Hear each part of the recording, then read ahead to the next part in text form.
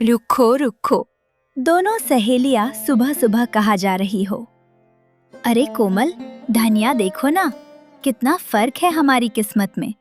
मुझे देखो, मैं इतने अमीर घर की बहू बन गई हूँ, यहाँ ससुराल में राज कर रही हूँ।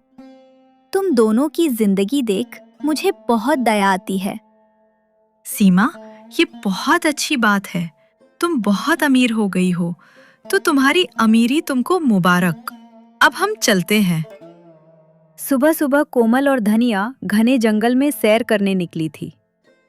कोमल, अब मैं इस गरीबी की जिंदगी से सच में बहुत परेशान हो गई हूँ। हमारी साथ की सारी सहेलियों की शादी अमीर घर में हो गई है। धनिया, मेरी प्यारी सहेली, देखना, एक दिन सब ठीक हो जाएगा। हमें दूसरों को देखकर अपनी जिंदगी को बुरा नहीं बोलना चाहिए। हाँ कोमल, तू सही कह रही है। शायद मुझे इतना परेशान नहीं होना चाहिए। पर एक बात है, हमारी जिंदगी में एक सबसे प्यारी चीज है, वो है हमारी दोस्ती। और हम अपनी दोस्ती कभी नहीं तोड़ेंगे। कोमल और धनिया जंगल में बतियाती हुई घूम रही थी। इधर कोमल की माँ कमला उन्हें ढूंढते हुए परेशान हो रही थी। अरे ये दोनों के दोनों कहाँ चले गए? ना कोमल दिख रही है ना धनिया। सुबह सुबह इतना सारा काम पड़ा है घर में और इन दोनों को देखो, पता नहीं कहाँ घूमने निकल गई। कमला गुस्से में धनिया के घर जाती है। अरे लीलावती, तुमने कोमल और धनिया को कहीं देखा क्या? पता नहीं दोनों कहाँ चली गई हैं। कहीं दोनों फिर उसी जंगल में तो नहीं चल गईं? नहीं, मैंने उन्हें नहीं देखा। सुबह से मैं भी ढूंढ रही हूँ। घर में इतने काम पड़े हैं और इन्हें बस घूमना ही सूझता है। आने दो आज, मैं तो आज धनिया की अच्छी खबर लेती हूँ। कमला गुस्से में उन्हें ढूंढ ढूंढते जंगल की तरफ जाती है। दोनों सहेलियां एक पेड़ के नीचे आराम से बैठकर बातें कर रही थी। अरे तुम दोनों यहाँ आराम से बैठकर बातें कर रही हो? घर में सुबह सुबह इतना सारा काम पड़ा है और तुम्हें जरा भी फिक्र नहीं है? कितनी बार मना किया है तुम दोनों को कि इस गहने जंगल में मत आया करो। तुम्हें समझ में नहीं आता क्या? यहाँ चोर घूमते रहते हैं, कोई भी अनहोनी हो सकती है। हम तो बस ऐसे ही सुबह सुबह थोड़ी सैर करने आ गए थे।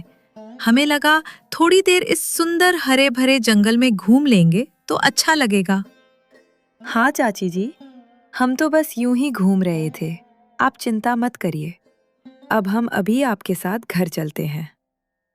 आगे से बिना बताए अगर तुम दोनों यहाँ आई ना तो अच्छा नहीं होगा। अब चलो मेरे साथ। कमला दोनों को उस घने जंगल से घर वापस लेकर चली जाती हैं। घर के बाहर खाट पर कमला और लीलावती बैठी थी और दोनों आपस में बातें कर रही थी। धनिया आंगन की सफाई कर रही थी। तभी वहां कोमल आती है। अरे धनिया, चल ना, रोज की तरह हम दोनों नदी के किनारे कपड़े धोने चलते हैं। साथ साथ बैठकर कपड़े धोएंगे तो काम का पता ही नहीं चलेगा। हाँ कोमल, बिल्कुल चलेंगे। मैं भी अपने घर के सारे कपड़े लेकर चलती हूँ। आज फिर हम दोनों नदी के किनारे बैठकर साथ में बातें करते करते कपड़े धोएंगे। दोनों सहेलियों ने अपने अपने कपड़े उठाए और नदी की ओर चल पड़ी। देखो लीलावती, हमारी दोनों बेटियों में बचपन से ही कितना गहरा दोस्ती है। एक दूसरे के बिना तो इनका मन ही नहीं लगता। हाँ बहन, बिल्कुल सही कह रही हो तुम।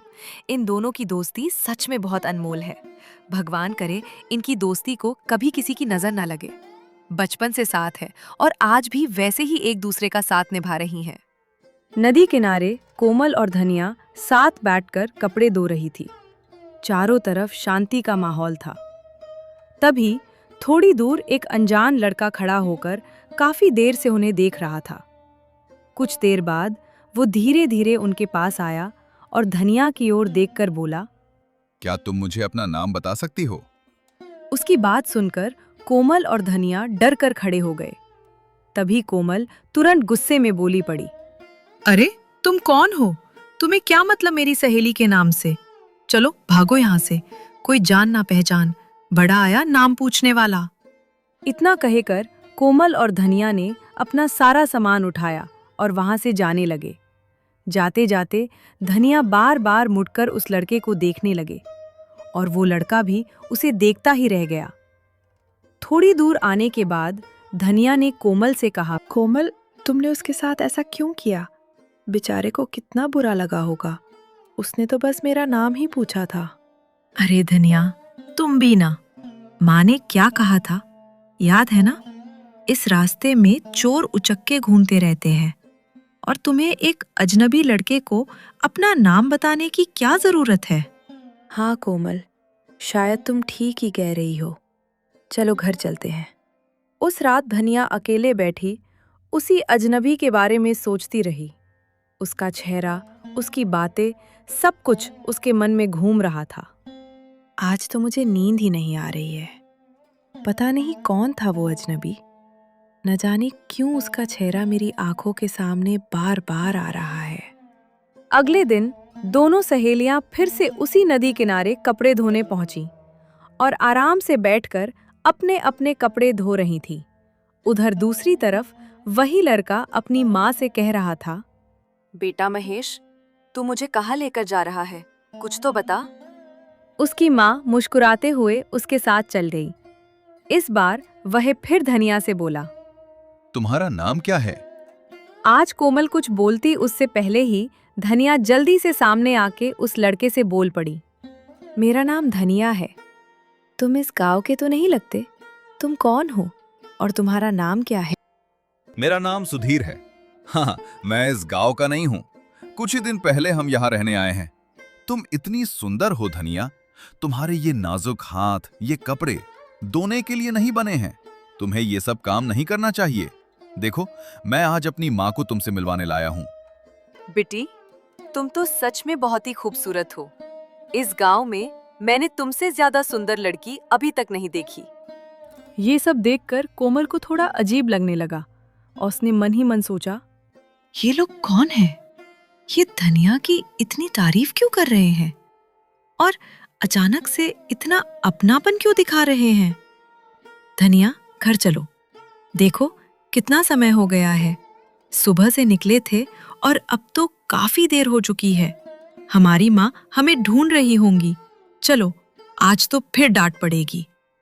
दोनों घर की ओर चल पड़ी, लेकिन आज धनिया को वहां से इतनी जल्दी जाने का मन नहीं था। उस रात धनिया अपने बिस्तर पर लेटी थी, लेकिन उसकी आंखों में बिल्कुल भी नींद नहीं थी। वो उठकर बैठ जाती है। वो लड़का कितना अलग था सबसे। उसकी बात करने का तरीका, उसकी आंखों में जो अपनापन था, पता नहीं क्यों, लेकिन उससे बात करके मुझे बहुत अच्छा लगा। ऐसा लग रहा था जैसे मैं उसे पहले से जानती हूँ। अगर आज कोमल मुझे रोकती नहीं तो शायद मैं उससे और भी बातें कर पाती। वो खुद ही मुस्कुरा उठती है। तभी धनिया की माँ लीलावती कमरे में आकर बोलती है, अरे धनिया, तू अभी तक जाग रही है? और ये क्या, आधी रात को ऐसे अकेले अकेले हंस क्यों रही है? तुझे हो क्या गया है?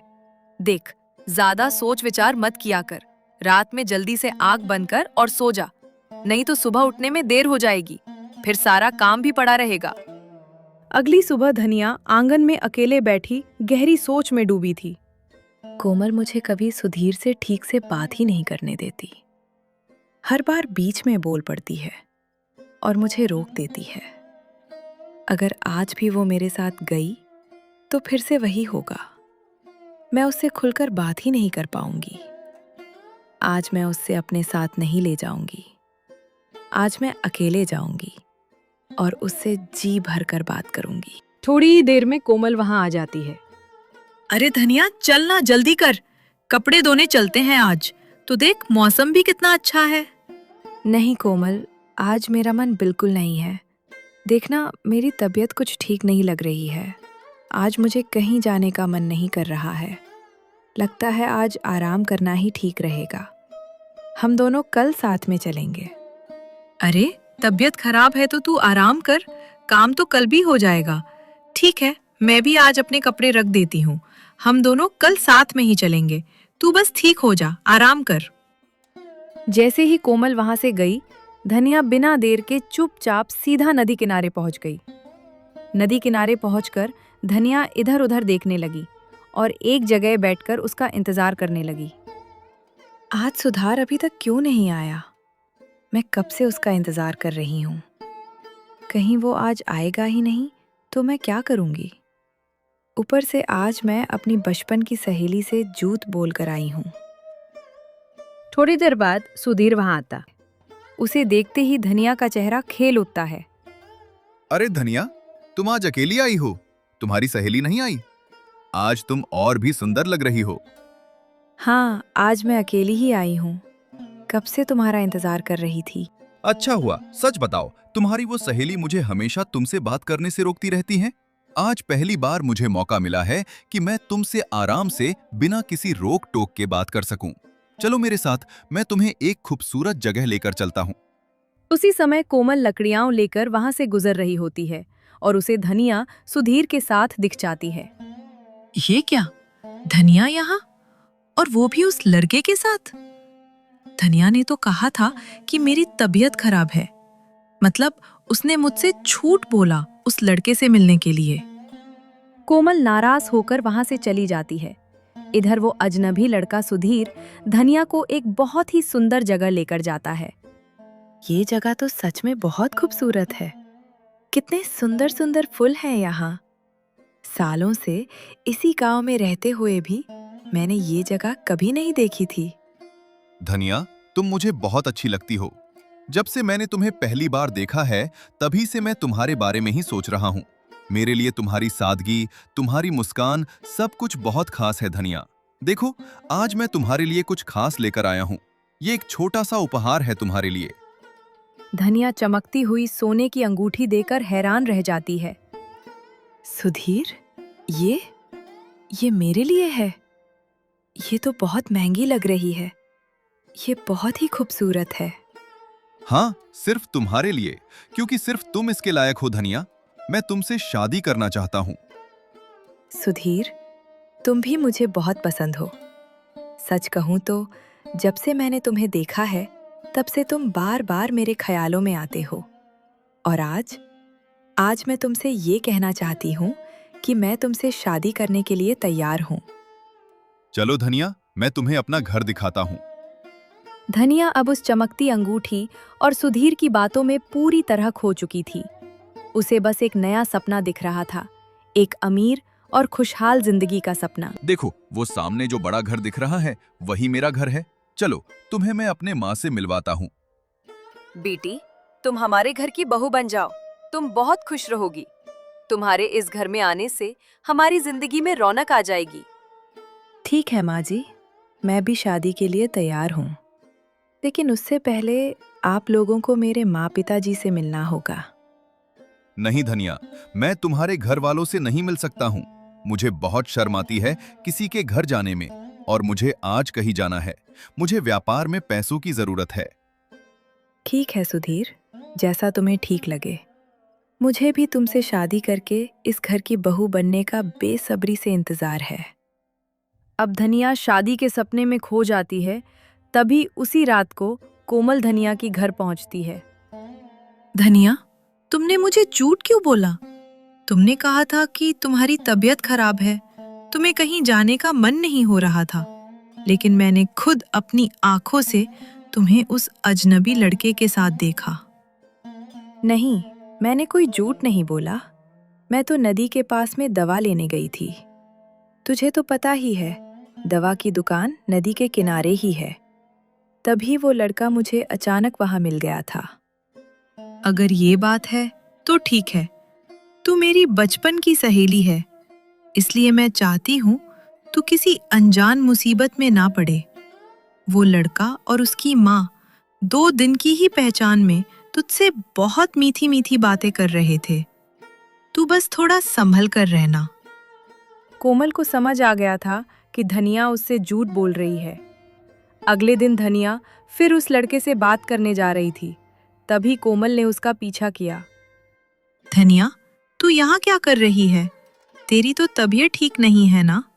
तो तू क्यों इतना घूम फिर रही है? कहीं फिर उसी लड़के से बात करने तो नहीं जा रही? कोमल, मैं बहुत दिनों से देख रही हूँ, तू मुझे हर बात में टोकती रहती है। तुझे क्यों इतनी परेशानी हो रही है? क्या तुझे जलन हो रही है? उसने मुझे सुंदर कहा, मुझे से बात की, मुझे पसंद किया, इसलिए तुझे बुरा लग रहा है ना? धनिया, तू ये क्या बोल रही है? मैं तेरी बचपन की सहेली हूँ, मुझे तेरी चिंता है, इसलिए मैंने उसे रोका था। हम उसे जानते तक नहीं हैं। वो बहुत अमीर है। उसने मुझे इतनी महंगी अंगूठी दी है। उसकी माँ भी मुझे बहुत पसंद करती है। मैं उसके साथ बहुत खुश रहूंगी। मुझे माफ कर दे मेरी सहेली। अगर मैंने तेरा दिल दुखाया हो तो मैं बस यही चाहती हूँ, तू हमेशा खुश रहे। 2 दिन के पहचान में इतनी जल्दी किसी पर भी भरोसा करना ठीक नहीं है। अरे बस कर कोमल, अब तेरा बहुत हो गया। मैं तुझसे तंग आ गई हूँ। इसी नदी किनारे हमने बचपन में वादा किया था ना कि हम एक दूसरे का साथ कभी नहीं छोड़ेंगे। तो सुन, आज मैं इसी जगह ये जबरदस्ती की दोस्ती तोड़ती हूँ। आज से तू मेरी कुछ नहीं लगती। आज के बाद हमारे पास आने कोशिश भी मत करना। इतना कहकर धनिया गुस्से में वहां से चली गई। कोमल वहीं बैठी रोती रह गई। अगली सुबह धनिया अपने माँ पिताजी के पास गई। माँ पिताजी, मुझे आपसे एक ज़रूरी बात करनी है। मैं एक लड़के को पसंद करती हूँ। वो बहुत अच्छा है, बहुत नेक दिल इंसान है, मेरी बहुत फिक्र करता है और सबसे बड़ी बात, वो बहुत अमीर भी है। मैं उसी से शादी करना चाहती हूँ। मैंने फैसला कर लिया है। कौन है वो लड़का और वो तुझे कहाँ मिला? तू कब से उसे जानती है? क्या वो इसी गांव का है? वो इस गांव में नया है। मैं उसे बस 2-3 दिन से जानती हूँ, लेकिन वो बहुत अच्छा है पिताजी। दिल का साफ है, मुझे बहुत सम्मान देता है। उसकी माँ भी बहुत अच्छी है। मैं उसी से शादी करूंगी। धनिया, तू 2-3 दिन में किसी को कैसे पहचान सकती है, वो भी एक अजनबी को? ना, वो इस गांव का है। धनिया एक पल के लिए शांत हो गई कि सुधीर ने उसे बोला था, मैं तुम्हारे माँ पिताजी से नहीं मिल सकता। मुझे शर्म आती है, मैं आपको उससे नहीं मिलवा सकती। आप बस इतना जान लीजिए, मेरी शादी उसी से होगी, चाहे कुछ भी हो जाए। ये कैसी बातें कर रही है तू? बिना देखे बिना जाने हम अपनी बेटी की शादी किसी से कैसे कर दें? पहले उसे यहां बुला, हम उससे बात करेंगे, उसके बाद ही कुछ तय होगा। हम तेरे माँ बाप हैं धनिया, हम तेरी भलाई ही चाहते हैं। तू हमारी बात क्यों नहीं समझ रही है? जब तक हम उससे नहीं मिलेंगे, ये शादी नहीं होगी। आप लोग कभी मेरी खुशी नहीं समझेंगे। आप बस अपनी पुरानी सोच में ही जीते रहिए। मैं अपनी जिंदगी का फैसला खुद करूंगी। धनिया समझ चुकी थी कि उसके माँ बाप कभी कभी उसे लड़के से बिना मिले शादी के लिए तैयार नहीं होगा। इसलिए धनिया उसे रात मन बना लेती है, घर से निकल जाएंगे। मेरे सुधीर, कोई पैसा का बहुत ज़रूरत है, इसलिए सारे पैसे ले जाने होंगे। माँ पिताजी बिना बताए जाना पड़ रहा है। बुरा तो लग रहा है, लेकिन मेरे पास और कोई दूसरा उपाय नहीं है। इसलिए मुझे ये सारे पैसे उसके लिए ले जाने होंगे। अगले दिन भोर में जब सब लोग सो रहे थे, धनिया चुपचाप उठी। उसने धीरे धीरे घर के सारे पैसे एक बैग में भरे। महेश की मीठी मीठी बातों में आकर वो इतनी अंधी हो चुकी थी कि उसे कुछ भी सही गलत नहीं लग रहा था। तो बिना किसी को बताए वो घर से निकल गई। सुबह होते होते धनिया महेश के घर पहुंच गई। महेश और उसकी माँ दोनों की नजर सबसे पहले सीधे उस बड़े से बैग पर पड़ी जो पैसों से भरा हुआ था। अरे धनिया, स्वागत है तुम्हारा। हम तो तुम्हारा ही इंतजार कर रहे थे। तुम आ गई, अब सब कुछ अच्छा ही होगा। आओ बेटी, आओ। आज से ये घर ही तुम्हारा है। तुम हमारी होने वाली बहू हो। तुम्हारा स्वागत है इस घर में बेटी। ये जो तुम इतना सारा सामान और गहने लेकर आई हो ना, ये सब तुम मुझे दे दो। मैं इसे बहुत अच्छे से संभाल कर रखूंगी। आजकल जमाना बहुत खराब है, कहीं कुछ खो गया तो नुकसान हो जाएगा। माँ सही कह रही है, तुम ये सब उन्हें दे दो माँ। सब कुछ बहुत अच्छे से संभाल कर रखती हैं। हाँ माँ जी, आप ये सब ले लीजिए। मैं ये सब आप लोगों के लिए ही तो लाई हूँ। महेश ने कहा था, उसे व्यापार में पैसों की ज़रूरत है। आप इसे अच्छे से संभाल कर रखिए। सुधीर, अब हम शादी कब करेंगे? आज ही हमारी शादी है ना? आज हमारा सबसे खास दिन है। हाँ धनिया, आज ही हमारी शादी है। बस थोड़ी ही देर में पंडित जी आने वाले हैं। मंडप भी तैयार है, सब इंतजाम हो चुका है। तुम अंदर चलो। अब जाओ धनिया, अपने कमरे में अच्छे से तैयार हो जाओ, दुल्हन की तरह सज कर आओ। तब तक मैं भी अपनी तैयार हो जाता हूँ। धनिया अंदर जाकर दुल्हन की तरह सजने संवरने लगी। वहां आईने के सामने खड़ी होकर खुद को देख रही थी। हाथों में चूड़ियां, माथे पर बिंदी, गहनों से सजी हुई उसकी चेहरे पर एक अलग ही चमक थी। उधर धनिया के घर सुबह जब लीलावती और हरिलाल उठे तो उनका दिल बैठ गया। घर खाली था, पैसे और गहने सब गायब थे। दोनों का रो रो कर बुरा हाल हो गया। हमारी बेटी हमको छोड़कर चली गई, वो भी एक अजनबी लड़की के साथ।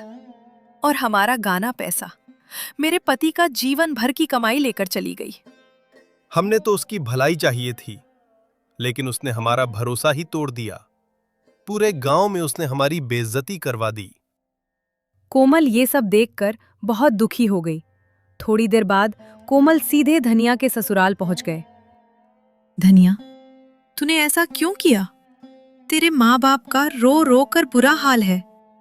उन्होंने तुझसे कहा था ना कि वो तेरी शादी करवा देंगे, बस एक बार उस लड़के से मिलवा दे। लेकिन तूने क्या किया? तू घर का सारा पैसा और गहने लेकर भाग गई। तेरे माँ बाप के लिए 1 रुपया भी नहीं छोड़ा। और तू इस लड़के को बस 2 दिन से जानती है और उसके लिए तूने सब कुछ छोड़ दिया।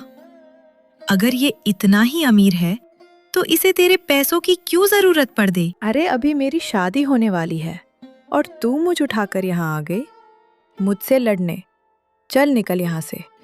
आज से मेरा तुझसे कोई रिश्ता नहीं है और ना ही मेरे माँ बाप से। अब मेरा रिश्ता सिर्फ मेरे पति और मेरी सास से है, क्योंकि ये मुझे प्यार देते हैं और वो सब दे सकते हैं जो मेरे माँ बाप कभी नहीं दे पाए। निकल जा मेरे घर से। कोमल की आंखों में आंसू आ गए। वो चुपचाप वहां से चली गई। चलो माँ, हमारा काम हो गया। हमने पहले से तो इतनी चोरियां कर ही रखी थीं, पर इतना सारा पैसा और सोना और मिल गया। इस लड़की ने तो हमारी जिंदगी बना दी। इतने गांवों में चोरी की है हमने, लेकिन इस गांव से तो सबसे बड़ा हाथ लगा है। हाँ बेटा, अब हमें यहाँ से जल्दी निकलना होगा। यहाँ गांव में लोग हमें पहचानने लगे हैं। अब चल, सारा सामान उठा। तब तक धनिया कमरे से सच धज कर बाहर आई और कहने लगी, माँ जी सुधीर, देखिए मैं तैयार हो गई हूँ। अरे सब लोग कहाँ चले गए? अभी तो यही थे। कोई दिख क्यों नहीं रहा है? सुधीर, तुम कहाँ हो सुधीर? तभी अचानक राजा और उसका सिपाही वहां आ गए। अरे आप लोग यहाँ? महाराज, आप मेरे घर में ऐसे अचानक क्या हुआ है? आप क्या ढूंढ रहे हैं? तुम कौन हो? मैं इस घर की होने वाली बहू हूँ। आज ही मेरी शादी होने वाली है। बाहर मंडप भी तैयार है। ये तुम क्या बोल रही हो? किससे शादी हो रही है तुम्हारी? सुधीर से। वो सुधीर नहीं, एक बड़ा चोर है। उसका नाम महेश है। वो और उसकी माँ गांव-गांव जाकर लोगों को बेवकूफ बनाते हैं। गांव वालों को झांसा देकर उनका सारा पैसा लूट लेते हैं और भाग जाते हैं। ये घर गांव ने मुखिया लालचंद का है यहाँ का। हे भगवान, वो दोनों तो सच में चोर निकले। सारा पैसा सब कुछ लेकर भाग गए। हे भगवान, मुझसे कितनी बड़ी गलती हो गई। मुझसे अपने घर वापस जाऊंगी। अब सच सामने आ चुका था। प्यार में अंधी होकर धनिया ने अपने ही हाथों अपनी जिंदगी बर्बाद कर ली थी। पूरा गांव ये खबर सुनकर हैरान रह गया। पूरे गांव में हला मच गया था। हर कोई एक ही बात कर रहा था, धनिया का होने वाला पति चोर निकला। वो सारे गहने और पैसे लेकर भाग गया। रोती बिलखती धनिया अपने माई के पहुंची। उसका चेहरा आंसुओं से भरा हुआ था। वो भागकर अपने माँ बाप के पास गई। माँ, पिताजी, मुझे से बहुत बड़ी गलती हो गई। मैंने आपकी बात नहीं मानी। मैंने उस लड़के पर भरोसा किया। वो चोर निकला। मुझे शादी का झांसा देकर वो सब कुछ लेकर भाग गया। मुझे माफ कर दीजिए। अब क्यों आई है तू हमारे पास? जब तुझे हमारी बात सुननी ही नहीं थी, तो अब यहाँ आने का क्या मतलब है? तूने अपने पिता की जिंदगी भर की कमाई एक एक पैसा उस चोर को दे दिया। एक बार भी तुझे ये ख्याल नहीं आया कि तेरे माँ बाप कैसे जिएंगे? आज से तू मेरी बेटी नहीं है। जिस बेटी ने अपने माँ बाप का भरोसा तोड़ दिया, जो अपनी ही खुशी के लिए उनका सब कुछ लुटा दे, उससे मेरा कोई रिश्ता नहीं है। निकल जा यहां से। आज जो तेरे साथ हुआ है वो तेरे लालच का नतीजा है। उसके माँ बाप ने उसे घर से बाहर निकाल दिया। कविता जमीन पर गिरकर रोने लगी, लेकिन कोमल ये सब दूर खड़ी देख रही थी। उसका दिल भर आया। वे दौड़कर कविता के पास आई। कोमल, तूने सही कहा था। मुझे किसी अजनबी पर इतने कम समय में भरोसा नहीं करना चाहिए था। मैं कितनी मूर्ख थी। मैंने सिर्फ उसके घर को देखकर, उसकी दौलत देखकर और एक चुट्टी सी अंगूठी देखकर उस पर भरोसा कर लिया।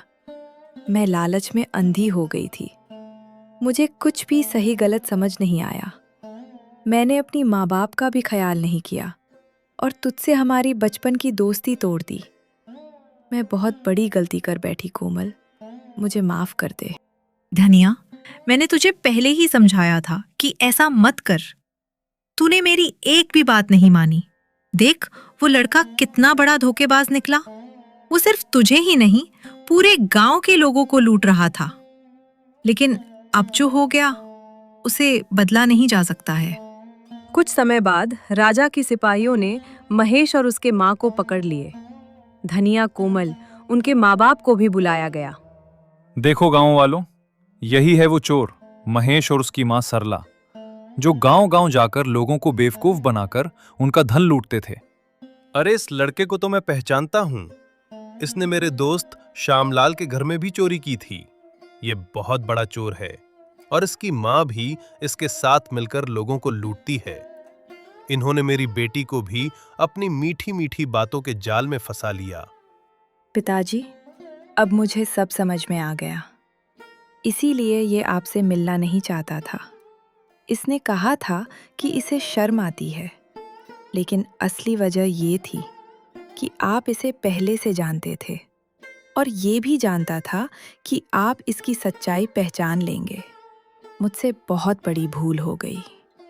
जिसका धन चोरी हुआ है सबको वापस किया जाए और इस लड़की के पिता का सारा धन भी उन्हें लौटा दिया जाए और इन दोनों माँ बेटे को बंदी बना लिया जाए ताकि ये आगे से कभी चोरी न कर पाए।